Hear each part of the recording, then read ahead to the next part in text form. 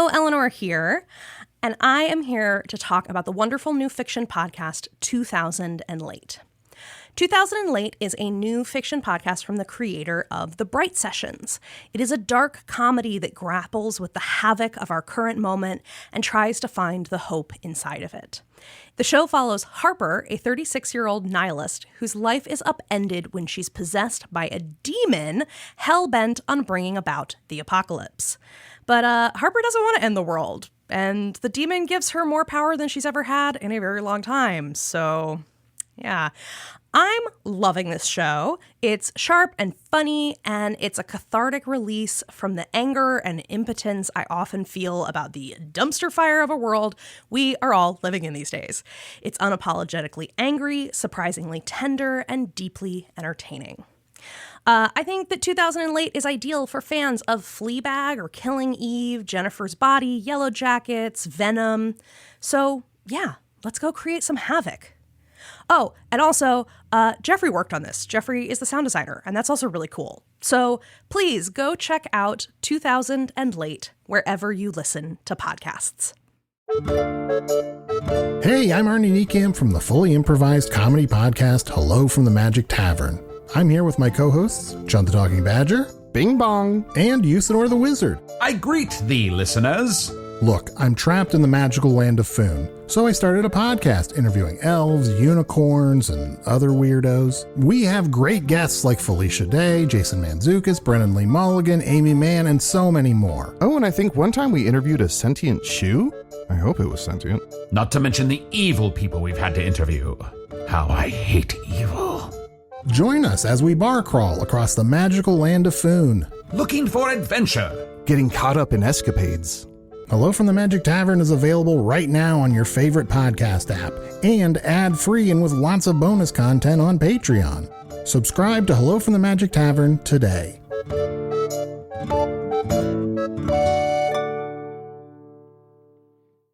Ready? Hit it. What did the ghost eat for breakfast? Cereal with blueberries. Nope. Dreaded wheat. Nope. Bagel and cream cheese. Nice. And nope. Okay, what? S'mores with extra marshmallows. Oh, no, absolutely not. S'mores for breakfast? I'm calling shenanigans. He's kinda going through a lot right now. Someone on the radio said something about the sun going out forever in a month or so. But we all knew the end was near, nothing to be done from here. So I shake my head and off to bed I go. Hello once again to you, our beloved audience. Hello. And hello to you, Jamie, my favorite elected office holder in all the West. I still cannot believe that happened. Hello to Malik, my favorite co-host of all the pods. Hi. This is World Gone Wrong, where we discuss and analyze the slings and arrows of our increasingly outrageous fortune. Those. We are roommates, except when we aren't at this exact second. We are roommates penned apart by a moment in time. Yes. Today, we're bringing back an old segment. Were we ever so young? Because a listener. And not Jamie's dad, for the record. We're staying anonymous, but that's the only clue I'll give you. An anonymous listener. We can only promise this person wasn't at Jamie's birth. If you keep interjecting, this episode will be like an hour long. An hour of audio gold. Sorry. But yeah, we got a real live question in our inbox this week. Of course we did. They needed a fresh take on their situation, and they came to the experts, because we're here to help. If opinions were doubloons, we would be rolling in wealth. So we will grant you this boon, because we are here to help, yeah. Okay. You absolutely did not come up with that on the spot. I'll never tell. Do you want to read it or should I? You go ahead. Okay. Hey, Malik and Jamie. Love the show. Why, thank you. I was wondering if you could give me some advice. My boyfriend and I moved in together over the winter. We were lucky enough to find a gorgeous old 2-bedroom, but since the OWS... Sorry, what? OWS, parentheses, onset of weird shit. That's one way to say it. Since the OWS, we're sharing our place with a ghost from the 1920s named Maud. Our question is, can we get away with breaking our lease over this? Additional info. She's definitely not a poltergeist, so Walker versus Cunningham doesn't apply. Hang on. I need to open up a window and do a little quick search. Oh, no, I know this one. The ruling came down last month. This family in Boise sued their realtor for not mentioning that the house was haunted by a spirit. Is that a thing? Do we have legal precedent? Well, it was a poltergeist. It liked to throw dishes, so their attorney could argue it was a safety hazard. Like if the house had been used to make meth or something. Then they won the case. The realtor had to pay all kinds of damages and maybe got disbarred. How'd the realtor know about the ghost? She swore she didn't, but they were able to prove beyond reasonable doubt that the ghost had tried to throw a sink at her. How'd you know about it? Oh, Riley's been following the case like you follow women's hockey. Or like you follow who's dating who in women's hockey. Hey now. Remember how Riley broke their lease because of mice that apparently only they could see? Which could mean ghost mice? Yeah. The thought is the Boise case could set a precedent. This has to be a wild time to be a lawyer, though.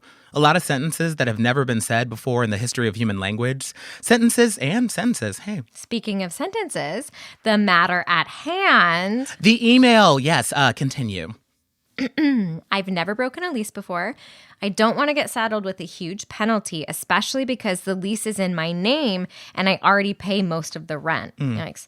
But my boyfriend says if we don't move out by the end of the week, he's leaving on his own. Signed, Phantasmically Frustrated in Finger Lakes. Finger Lakes. Okay, I forgot the part where you're a 13-year-old boy. It's a real place. I don't know why the questioner couldn't just say Western New York. I mean, I guess it would screw up the alliteration. Anyway, this is a crunchy one. A lot of angles, a lot of textures, a real meal of a question. Wait, okay, there's a PS. Exorcising the apartment is not an option. Even if we discover there are genuine exorcists out there between now and when you read this, Maud doesn't want to go, and banishing her back to the nether realms or whatever seems like a real dick move. She's really cool, considerate, and surprisingly funny. And in a few months, we've become something like best friends. Aww. I think my boyfriend wants us to leave partly because he's jealous. Ha ha. Please help. I can't be single again. Oh no. Wow. Okay. Late breaking plot twist. Are we? I'm looking at your face and I'm thinking we might be on the same page with this one. Ooh, on 3, let's both say our knee-jerk response. Love it. Okay. 1, 2, you break need up to with dump your boyfriend. This loser. Will you? Look at that. Oh, we did it.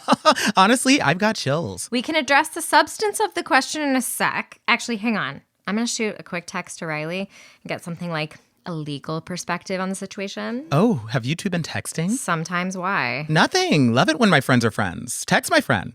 Who is your friend? Friends everywhere. But yeah, I think it needs to be said first.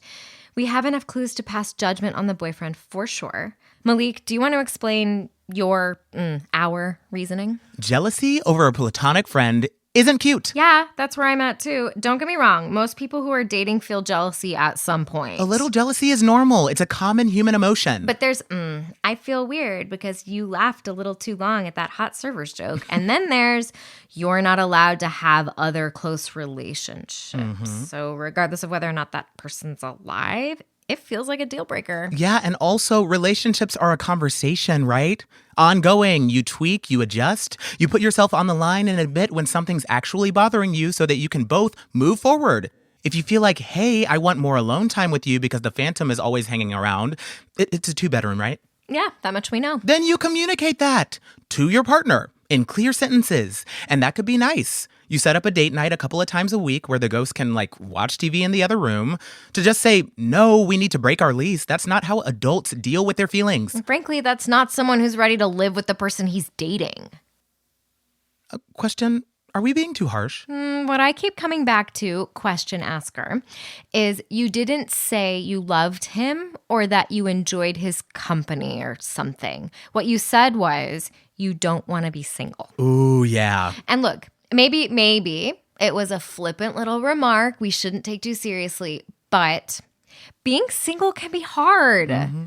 We're both, okay, Malik's nodding. We're both single right now. This is a challenging time to be on the dating scene. It was, even before this became a challenging time to be alive on the planet. The apps are a slog. You have to meet dozens of people before you find one you can even tolerate. A bad date can leave you feeling like your soul is being sucked out through your eyeballs. Mm-hmm. The cost of dinner and drinks with people you don't even like can start to actually stack up. Plus, nightlife has really taken a hit since the werewolves and vampires started working together. Dating after sundown is basically a non-starter. Good for the coffee industry, bad for liquor and late night live music. Plus, I could be projecting, but just for instance, when you start your love life somewhat late, okay, When you spend middle school and high school as the weird kid that nobody ever seems to have a crush on. Or the queer kid. Or the weird queer kid, just hypothetically. For the record, we would have been friends in an instant. Oh, God, you would have learned way, way more about Sailor Moon than you ever wanted. So a lot like our modern day friendship. I thought it was seriously so cool that Sailor Neptune and Sailor Uranus were together in the original Japanese version. And I couldn't explain why. I just thought about it all the time. For sure. But back to the matter at hand. Your catchphrase. Yeah, that's my reoccurring segment. Back to the matter at hand. Being unattached. Yeah, when you look around and everyone is partnering up before you and that goes on for years, I think you can hit this phenomenon where you mentally classify yourself as someone who will always be single. You sort yourself into the bucket of other people aren't interested in me. And then whenever you are in a relationship, instead of proving that wrong, it sparks this sense that this is your last chance. A scarcity mentality. Exactly. Even people who date a lot can fall prey to this if they never reevaluated after high school. It seeps into the groundwater of your self-perception, like pesticides. Exactly. And real quick, the other thing I have to say before we get into ghost law. Ghost law. A dead lawyer trying to solve their own murder. That already exists, right? It has to. It's fun to complain about the people you meet on the apps. Or maybe not fun, but it can get you through a lot. Ooh, remember that girl on Hinge who scheduled a work meeting during your first date? She didn't understand why I was annoyed. She thought she was in the clear because she brought me along. And because she gave you a free bagel from the meeting. Yeah, and not anything to put on it at all, which is just... A dry bagel is more of an obligation than a food. An ironclad commitment to chewing. It can be a huge relief to complain about being single to other single people. Absolutely. But I think we can lose sight of the benefits of not dating anyone. You have way more flexibility and freedom, and you have time to learn how to enjoy your own company. I'd rather enjoy my own company with someone else. The right someone else, but... Sure, but there are items in the pro column that aren't in the column for dating someone who's wrong for you. It's actually harder to figure out who you are, for one thing. And you're tied down emotionally and schedule-wise to someone that you know you're going to have to leave eventually. True. Whatever you do, ghost, no ghost. Please don't stay with someone just because you're afraid of being single. Please. Live your life, channel that energy into other things, your career, your hobbies, a little introspection. Your friendship with Maud. Sure. Best friend roommates. That is a dream. Oh, truly. Half the rent, twice the fun. Granted, Maud's not paying rent. And if she's bound to one place and incorporeal, she'll probably have trouble earning a paycheck. Yeah. Needing a job after you die. Oh, yeah. Even hell doesn't traditionally make, you clock your hours. I'm blaming Reagan for this. That's usually a safe bet. 6 degrees of Kevin Bacon, but for ways this country's fucked up. What could a ghost actually do to earn money? Are there ghost jobs? Farming ghost peppers. Oh, God. Working for a ghost kitchen. Ooh, reviewing the movie Ghost. Come on. I don't know, data entry? No, you need to be able to push buttons on a keyboard. Freelance writer's the same problem. Oh, you know what we should do? We should have a program like the old WPA in the Depression. We should pay all the night workers who are out of a job to interview ghosts. Huh, that's fascinating. Right? I mean, talk about primary sources. Well, the ghosts could lie. Primary documents lie sometimes. It does seem like a waste we're not doing more with this sudden, with this influx of undead voices. Plus, they could vanish tomorrow. It's good to have a record. You make a valid point. Especially, a lot of what we get in schools is the adventures of rich white guys. Now we can talk to actual people from the actual time. The ones who were left out of the story. The ones who couldn't read or never wrote anything down and were ignored when they tried. With the little work, we could decolonize an entire field of study. I'm sold. Well, you're in government now, so make it happen. I'll bring it up at the next meeting. If they let the town council secretary do that. But in the meantime... We would need a task force, multilingual, obviously, as many languages as we can find. Train them on giving good interviews, asking the right questions, the right follow-up questions, also key. Although a bunch of bartenders and late-night servers, that's kind of already what they do. You know where this breaks down? Where? Money. Money, damn it. I forgot about money again. I don't see any government shelling out funds for info about the past, given what a disaster the present is. Chicago won't even pay to keep the pink line clear of bat droppings. From all the... Yeah, it's so gross. The cars reek. It's like an ammonia kind of smell. People have started bringing towels to sit on, and sometimes air freshener. It's getting very cramped in there, smell-wise. Why even take the L if you can fly? Or turn into blood mist. Isn't that like the whole thing? Until the treaty, pigeon wolves were attacking them in the open air. I think they figured the L was safer. Not so safe for us, though. I've never been so glad to live far from public transit. Yeah, hate to say it, but you might have a little culture shock when you get back. True. But you know what? What? Back to the matter at hand. Yes, our topic. So you can't leave the premises and you can't touch anything. What does that leave for a job? You might still be able to make and answer calls, like if you have one of those voice activated. Yes, they could be telemarketers. Oh God, I just made myself so sad. Although, have you noticed, ghosts tend to glitch out any technology from after they died? Mod's from the 20s, though. Phones should still work for her. An eternity in phone sales. Ugh, yeah. I think I'd rather be a squatter. Ooh, is that where a garden variety ghost stands legally? If they're not paying anything to live there, are they squatting? Keep in mind, my 2 windows into property law are 1, I'm living with an ex-law student, and 2, I've seen rent. But that's the closest parallel I can think of. If they were living there since they died, Mod's been kicking around on the property for like 100 years. If that doesn't get you squatters' rights, what does? Doesn't the unit need to be vacated for that to count? Of course, you could argue it has been empty of other ghosts. Oh no. What? I'm just realizing where this is headed. Like we got on the roller coaster without realizing and the bar just clunked down over our laps. Where? Are ghosts people? Like legally, but ethically too. Oh no. And if they aren't, what are they? Okay, let's say on 3 whether or not ghosts should count as people. Okay. 1, 2, of course they Absolutely do. not. Oh no. You know what we need? A serious conversation about personhood? Yeah, after a little commercial break.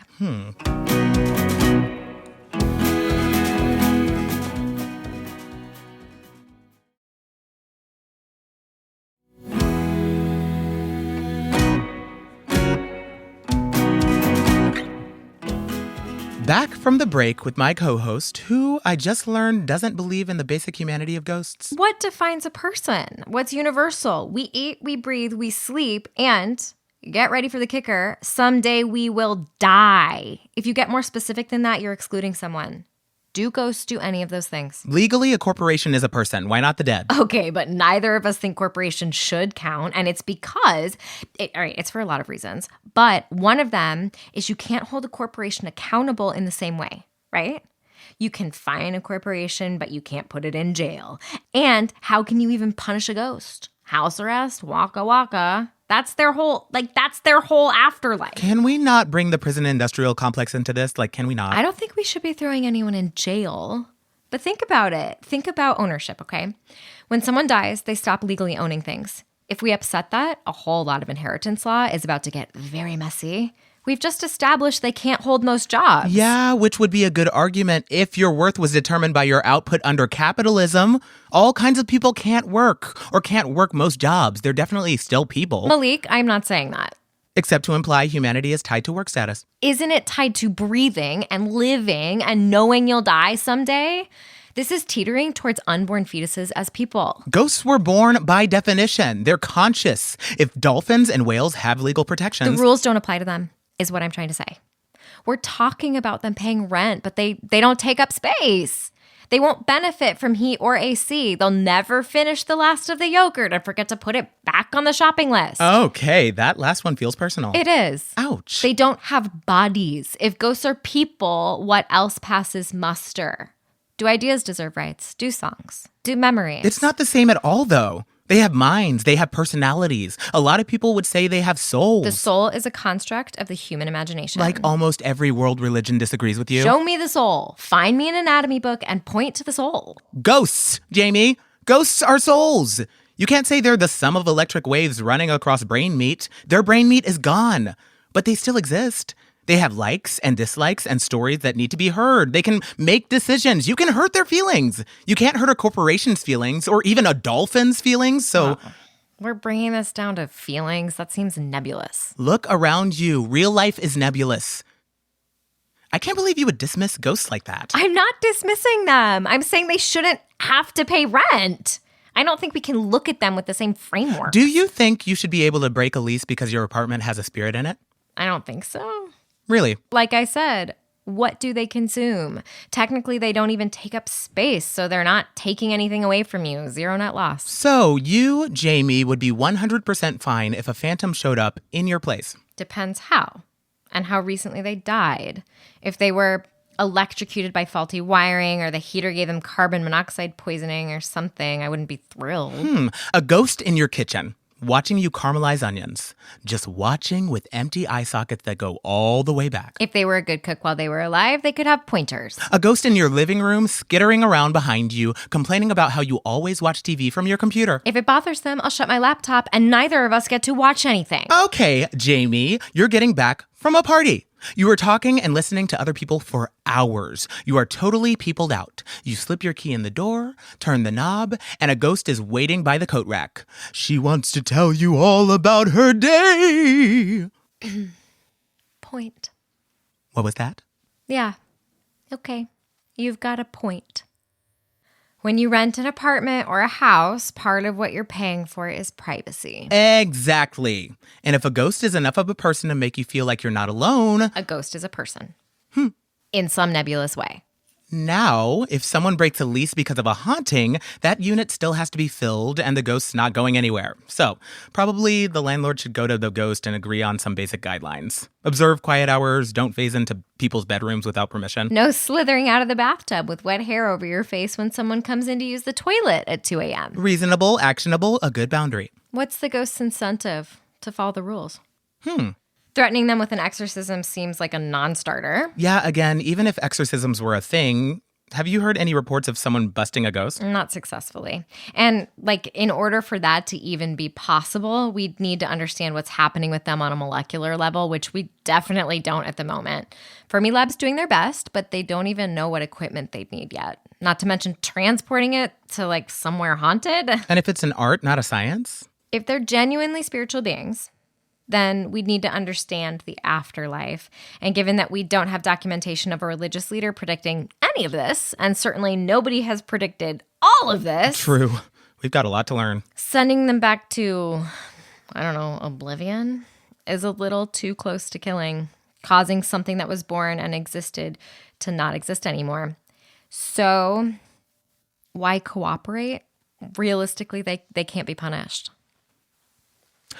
Maybe we're looking at this from the wrong angle. I feel like we need to think beyond the carceral mindset.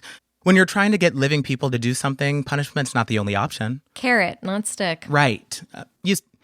See, this comes back to interviewing ghosts again. What do they want? What do they not want? Something we do have in common, we all have desires of some kind.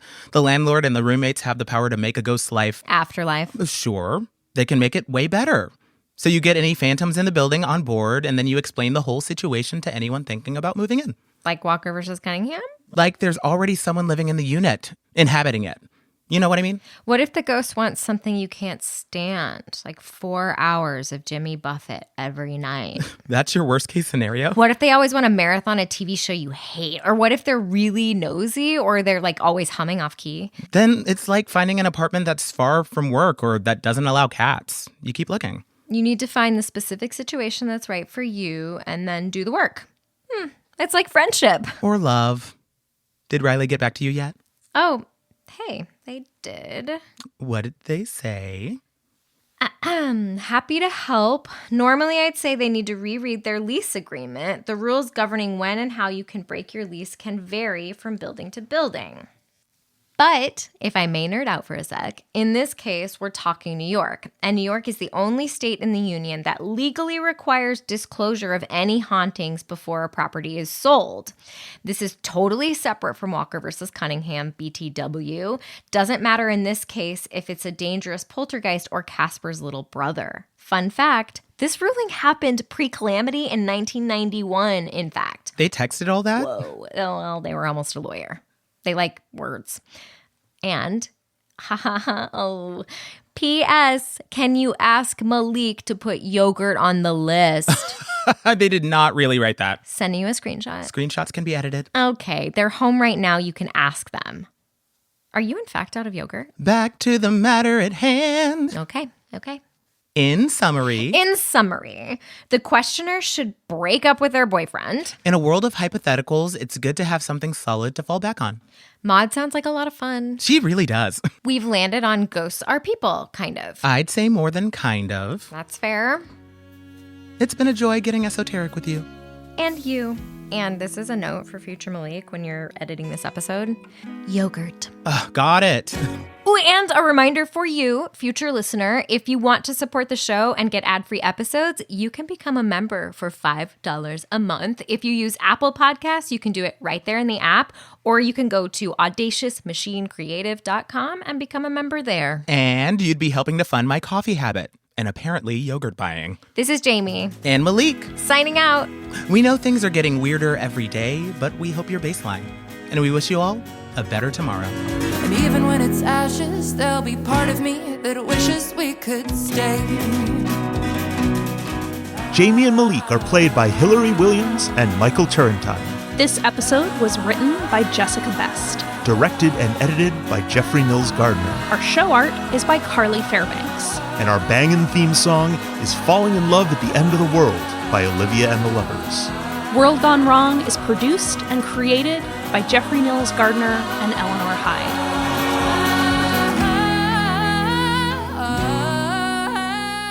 This is a production of Audacious Machine Creative.